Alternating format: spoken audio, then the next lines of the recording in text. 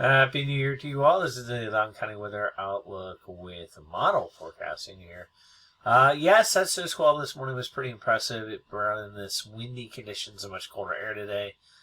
Be chilly and windy all day long. Highs only getting to near freezing, although that may have already occurred. We've been stuck pretty much in the low to mid-20s in my area, and I think mid-20s is probably where we'll stay for the most part. Wind chills at times have been down in the single digits, so cold day ahead, and you see all the wind here with this clipper system that came through with the big snow squall around 5 a.m. That's moving on out, and then, we're staying cool on through. So this is Friday, highs tomorrow into the 30s. And then through the weekend, we'll be in the upper 30s. The slowdown in the south here is something we were watching. Looks like it's going to stay to the south. It could cause some type of a snow sheet along the northern edge. We'll see if that moves any further north, but right now it looks like it's going to stay just to the south. We stay in the colder setup at least until Sunday into Monday, but we are going to see things turn around. So it stays a little chilly, but it starts to warm up. As this high moves off the east coast, we're getting the southerly and southwesterly winds to kick in. And this is going to erode the cold air that's been around and been kind of hanging tight for quite a while. So that next week, by the middle of the week, we've got much stronger southerly and southwesterly winds. This is Tuesday into Wednesday. We're already up into the 50s. A little warm front comes through to even further bring up our temperatures, so we're well into the 50s by Thursday and into next weekend. So this does have a little bit of a high here, so this may cool us slightly, but not much.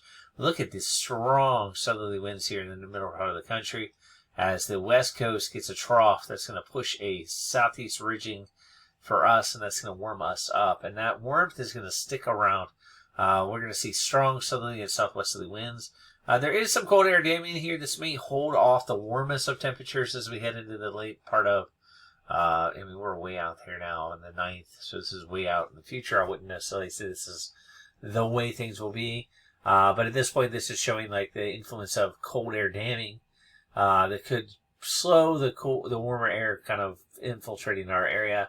But ultimately, the warmer southerly winds tend to win out, and look at the Arctic air is out here poured into the west as we remain in this ridging or warmer pattern here with this high off the east coast pushing southerly and southwesterly winds.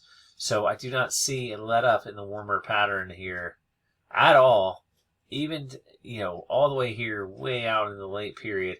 Now here in the very, very late period, the whole country there briefly warms up. Stronger low pressure system here comes up out of the Gulf, and maybe this will come up and actually do some changing in the weather. We'll have to see. I don't know.